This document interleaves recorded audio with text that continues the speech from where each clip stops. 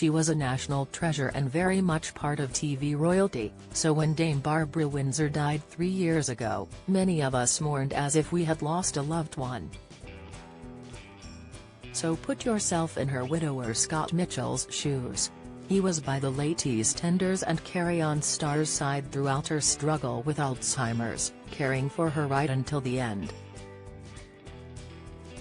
But out of Scott's grief and sorrow has bloomed new love as he is now in a relationship with Babs' former soap colleague Tanya Franks.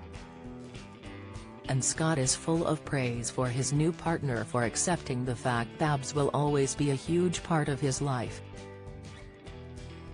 The couple went public with their love last summer, but Scott still visits Barbara's grave regularly to speak to his late wife. He reveals, "I got into a new relationship last year.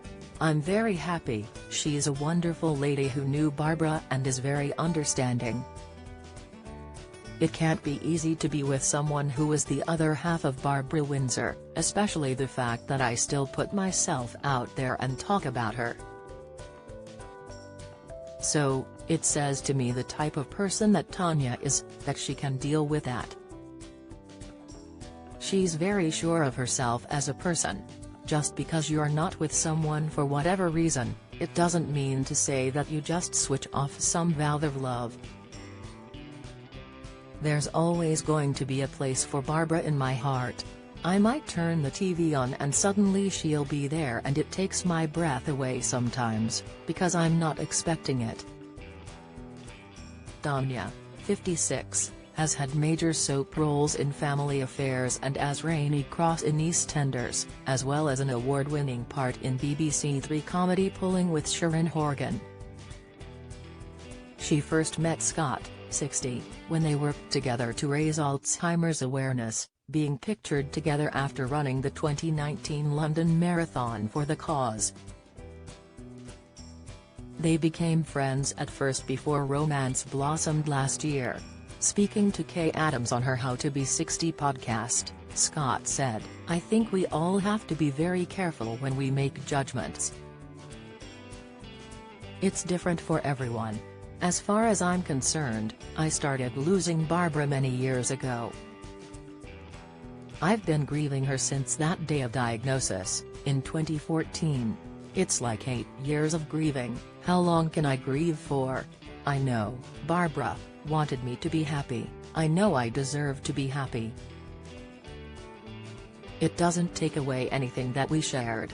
All of our lives go by very quickly and we can be held back by worrying what others might say. You've just got to live your life."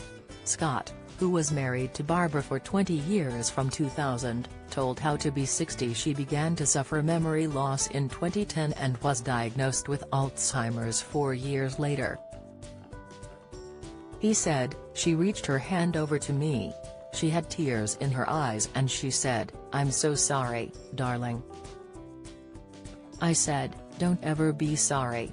I went back and saw the neurologist 4 days later and I just sat down and wept. I said, I don't want her to ever forget me, or who she was and how much she gave to people with enjoyment of what she achieved in her life." Scott, who was an actor himself when he first met Dame Barbara in 1992, said he initially found it hard being the partner of one of the most famous women in Britain, particularly as they had a 26-year age gap. "I went through some really tough times. I had a drink problem and a drug problem. I had to get sober twice," he told Kay. "I won't say that was because of the relationship, but certainly there was a hell of an amount of pressure on me. When I was younger, other people's opinions mattered to me. So when I was aware there was this gossiping and eye-rolling and sniggering, it did affect me. I'd have to be half-cut before I even went out to an event with Barbara. If I was sloshed it wouldn't hit me, but I'm pleased to say I've just turned 22 years sober and clean." Scott admitted he found it hard looking after Barbara at home as the disease progressed.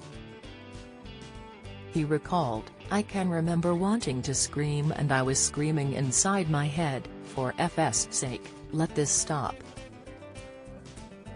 I wanted to run out of that door sometimes and never stop running.